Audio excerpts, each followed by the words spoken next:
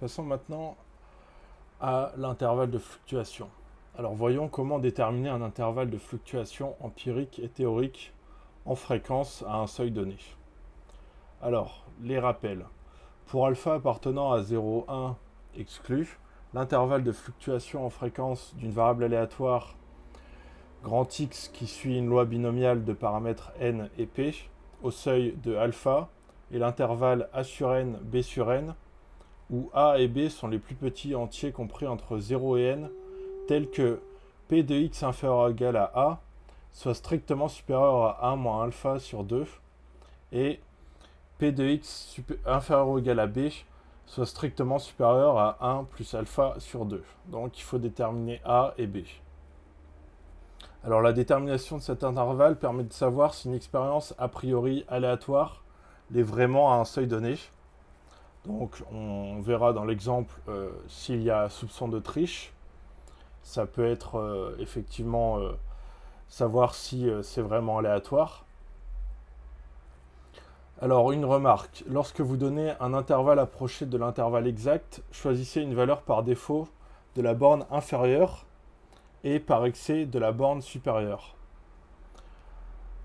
Et pour les cas d'application, en général, on demande ces intervalles au seuil de 95%, c'est-à-dire pour alpha égale 0,95, et 99%, c'est-à-dire alpha égale 0,99. Alors le principe, l'idée est d'utiliser la calculatrice ou de construire un algorithme. Avec la calculatrice, on peut procéder par étapes successives en déterminant des probabilités cumulées de valeurs judicieusement choisies. Nous le verrons dans l'exemple. Et comme vous êtes tous de bons élèves, vous avez deviné que les probabilités les plus grandes prises par grand X correspondent aux valeurs qu'elle prend autour de son espérance dans des intervalles de rayon sigma, 2 sigma, voire 3 sigma, sigma étant l'écart type. C'est pourquoi on peut commencer par chercher P de grand X inférieur ou égal à mu moins sigma, P de grand X inférieur ou égal à mu plus sigma, P de grand X inférieur ou égal à mu moins 2 sigma, P de grand X inférieur ou égal à mu plus 2 sigma, puis affiner. Une autre façon de procéder consiste à dresser la table des probabilités cumulées. De la même façon que l'on dresse la table des valeurs prises par une fonction, ce qui est plus rapide, avec les dernières calculatrices, on peut utiliser la fonction qui inverse la loi binomiale. Enfin, on peut construire un algorithme en langage Python qui permet non seulement de donner l'intervalle de fluctuation théorique en fréquence, mais aussi un intervalle de fluctuation empirique en fréquence à partir d'une simulation. Alors l'astuce, c'est que pour un schéma de Bernoulli donné, il est plus astucieux de donner l'intervalle de fluctuation en fréquence, donc A sur n, B sur n, plutôt que l'intervalle AB, car si on change le nombre de répétitions sans changer l'épreuve de Bernoulli, l'intervalle en fréquence ne change pas, alors que l'autre change. L'intervalle AB change, mais A sur n, B sur n ne change pas, lui. Alors, voyons l'exemple. Donc on reprend l'exemple de la méthode 5, où l'on est sûr que le dé est parfaitement équilibré. Ainsi, on jette 40 fois un dé cubique dont 2 faces sont rouges et 4 faces sont jaunes, et l'on compte le nombre de lancers où les 4 faces jaunes sont visibles, donc succès de probabilité P. Et on note grand X, la variable aléatoire, qui à cette expérience associe le nombre de succès. Alors tout d'abord, justifiez que grand X suit une loi binomiale dont vous préciserez les paramètres. Alors commençons. L'expérience peut se modéliser, c'est le petit 1, l'expérience peut se modéliser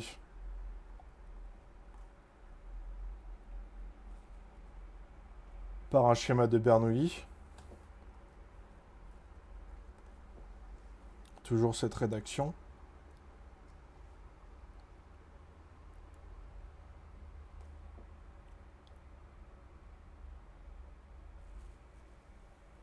En effet, elle peut s'interpréter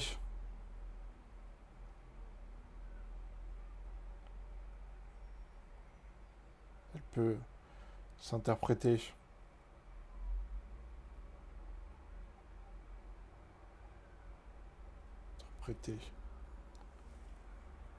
comme n égale «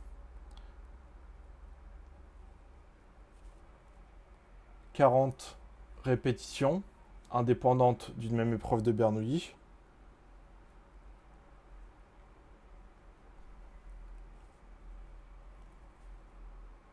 indépendante d'une même épreuve de Bernoulli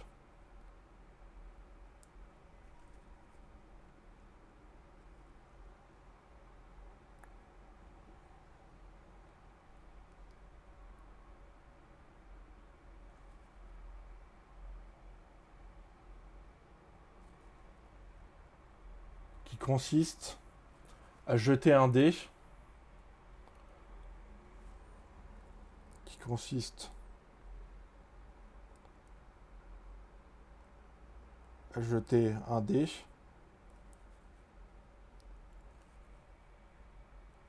et se demander si l'on obtient un succès,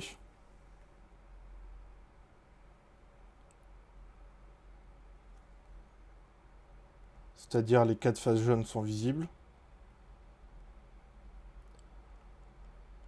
Donc, dont la probabilité est le nombre de faces rouges divisé par le nombre total de faces, puisqu'il faut que ça tombe sur une face rouge pour que les 4 faces jaunes soient visibles. Donc, dont la probabilité est P égale à 2 sur 6.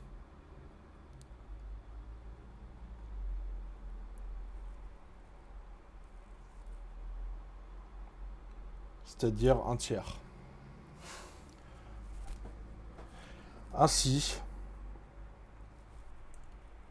X, enfin grand X, suit une loi binomiale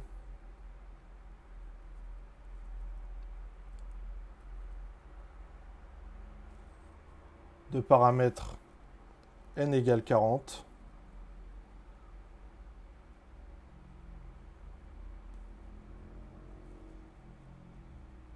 et P égale un tiers.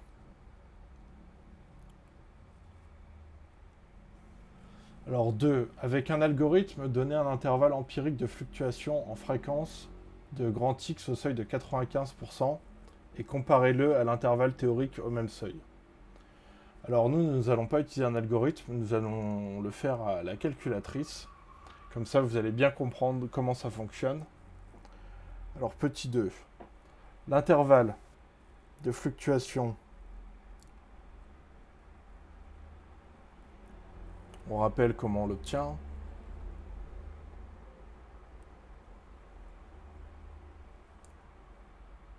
Au seuil de 95%,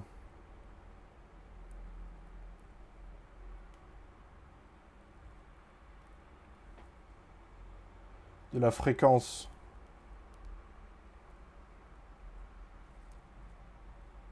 correspondant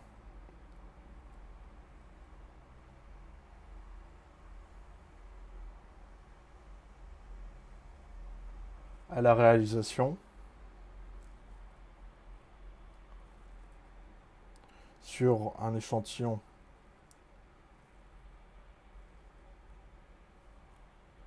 aléatoire de taille n.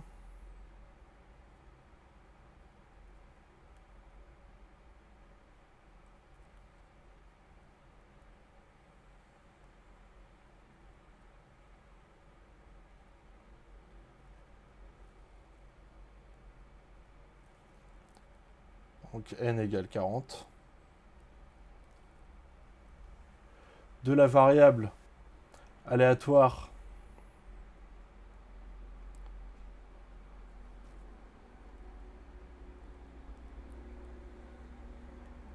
grand X qui suit une loi binomiale de paramètres n égale 40, P égale 1 tiers, et I égale à A sur n, B sur n, où A et le plus petit entier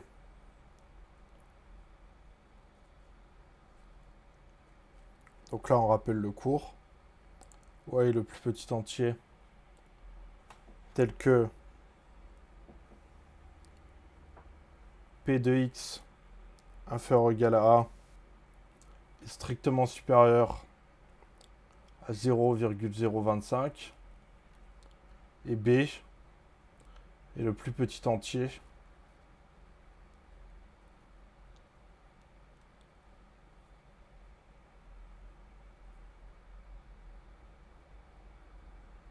tel que P de x inférieur ou égal à B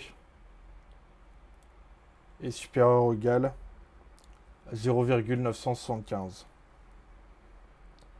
Donc là, on est au seuil de 95%. C'est pour ça qu'on a ces valeurs. Alors, pour trouver A et B,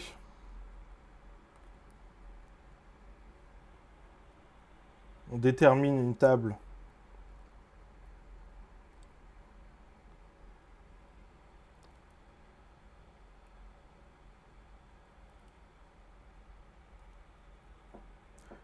P de x inférieur ou égal à K avec la calculatrice.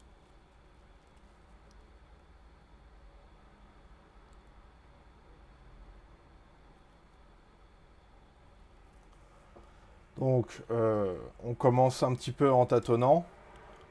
Alors, on va pouvoir commencer par, imaginons, K égale 7. Donc, je fais ma table. K, P de x inférieur ou égal à K. Et pour 7, j'obtiens 0,021. Donc, je suis déjà tout proche. Pour 8, j'obtiens 0,048. Donc là, je peux déjà faire une conclusion, puisque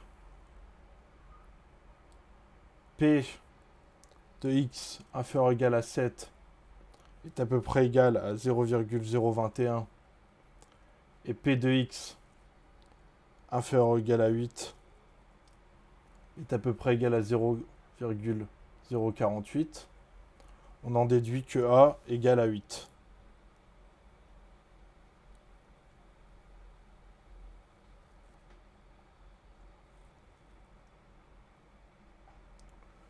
Alors continuons.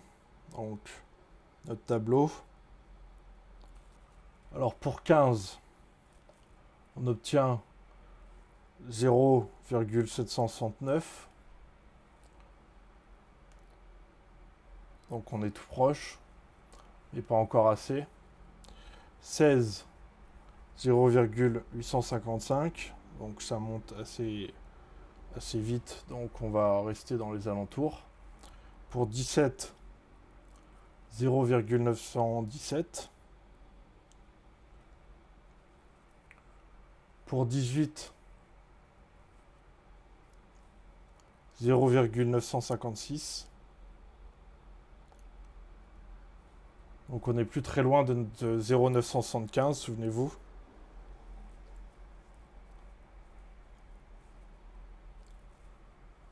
Alors, pour 19, la page ne s'est pas tournée.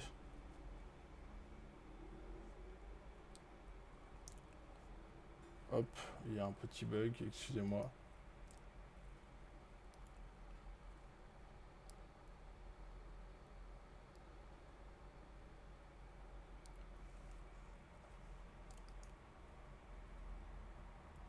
Donc pour 19, je disais, on a 0,978 et donc là on a dépassé le 0,975. Donc on peut dire de même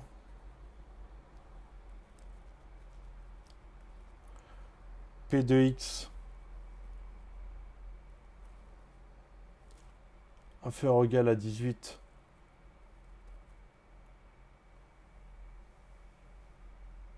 est à peu près égal à 0,956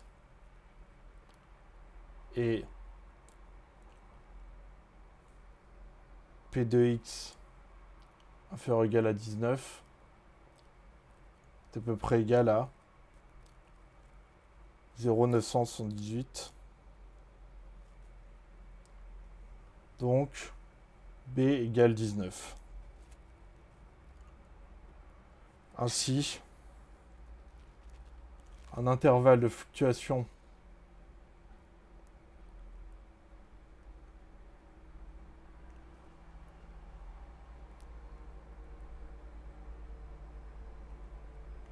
à 95% dans un échantillon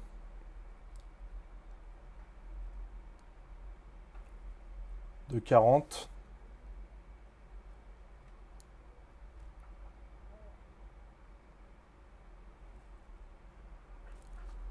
et 8 sur 40, 19 sur 40. C'est-à-dire 0,2, 0,475. Et voilà, on a répondu à la question de notre intervalle de fluctuation à 95%. Maintenant, il faut répondre à la question précédente au seuil de 99%.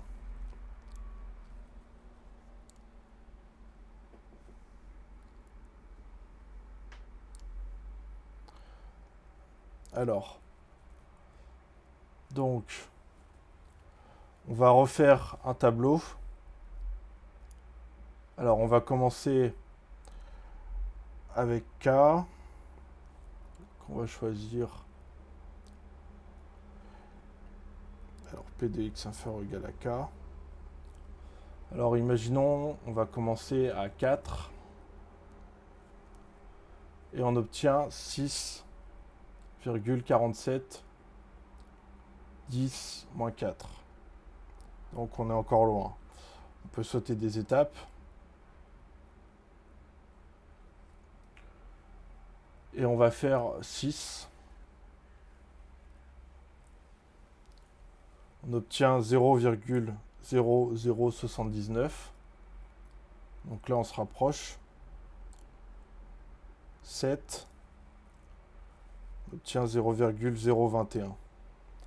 Donc on a dépassé. Et on peut faire une phrase. Puisque P de x inférieur ou égal à 6 est à peu près égal à 0,00079 et P de x inférieur ou égal à 7 est à peu près égal à 0,021, on a A qui est égal à 7. Alors maintenant cherchons B, donc on va avancer un peu. On va prendre K égale 19. On tombe sur 0,978.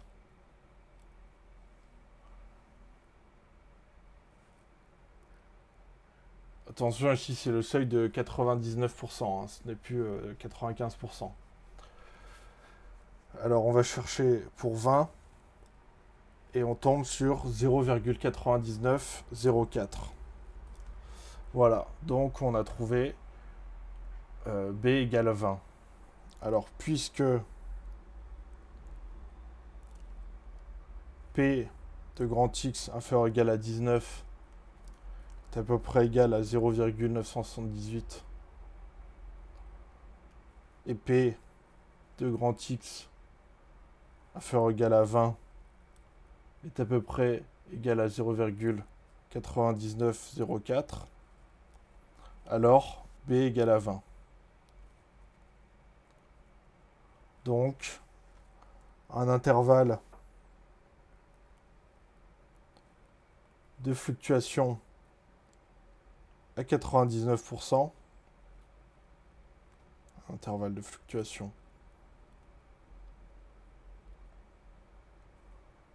à 99% pour 40 échantillons.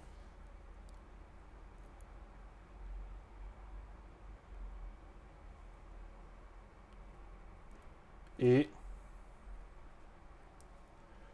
7 sur 40. 20 sur 40. C'est-à-dire 0,175, 0,5.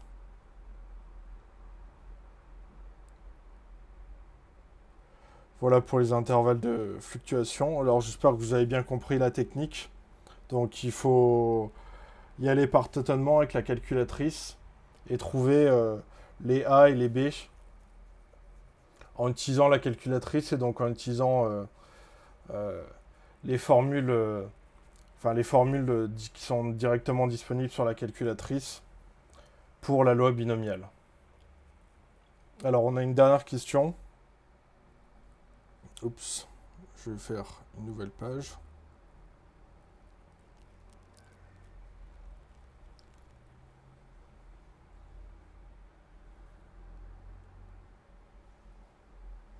Alors, je vais erase. Voilà. Alors, un joueur arrive avec son dé rouge et jaune, le lance 60 fois et obtient 30 succès. Qu'en pensez-vous? Alors, comme là on va utiliser les intervalles de fluctuation, on va voir leur utilité. Comme I95 égale à 0,2, 0,475 et que la fréquence de réussite du joueur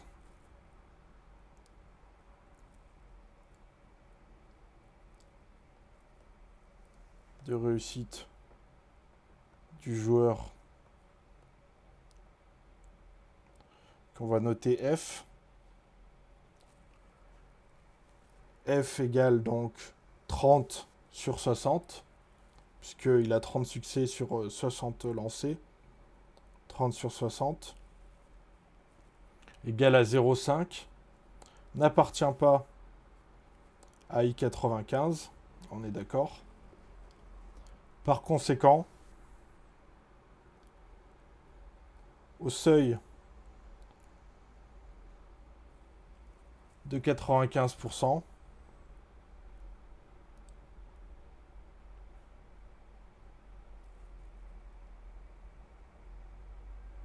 on peut affirmer que le joueur triche.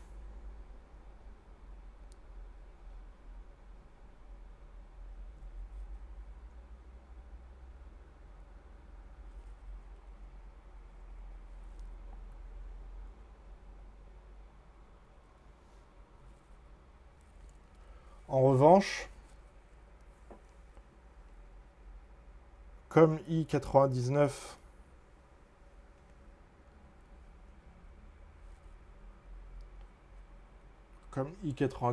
égale à 0,175, 0,5 et que F appartient à I99, on ne peut pas affirmer que le joueur triche, puisqu'il appartient à l'intervalle de fluctuation.